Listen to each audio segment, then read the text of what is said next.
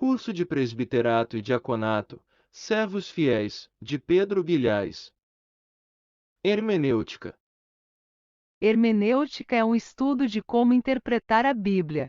Um erro muito comum é usar um texto com um objetivo fora do alvo do texto. O alvo principal da Bíblia é levar-nos a crer em Cristo. Somente através da iluminação do Espírito Santo é que podemos interpretar a Bíblia corretamente. Há 3 passos para interpretar um texto. 1. Saber o que significa o texto naquela época. 2. Estudar o texto à luz da Bíblia inteira. 3. Interpretar o texto para a nossa situação. Os reformadores geralmente buscavam uma interpretação literal, natural, óbvio da passagem, considerando seu contexto. A não ser que o texto tinha fortes indicações de ser alegórico, é sempre importante ver o contexto da passagem, o contexto do autor e o contexto histórico. A Bíblia se interpreta com a própria Bíblia. O sermão. Há basicamente 2 tipos de sermão: tópico e expositivo. No sermão tópico, o esboço é baseado em um assunto, já o expositivo é baseado no texto bíblico. Algo de extrema importância ao ler uma passagem bíblica é considerar o contexto. Um sermão precisa de um esboço, que seria as divisões do parágrafo.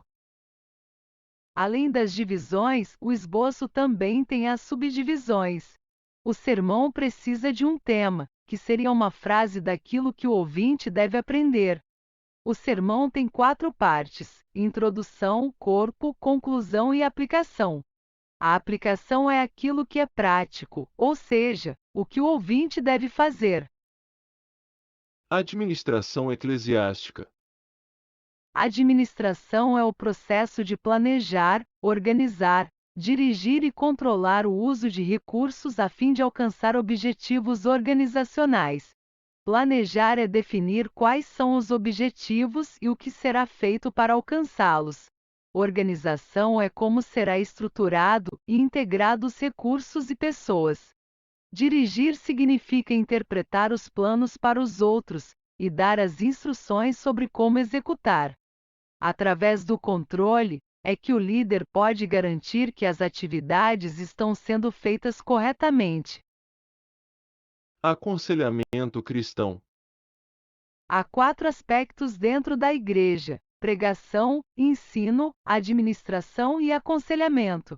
O aconselhamento cristão define-se como reeducação emocional. Deus iniciou, está presente e usa o processo de aconselhamento.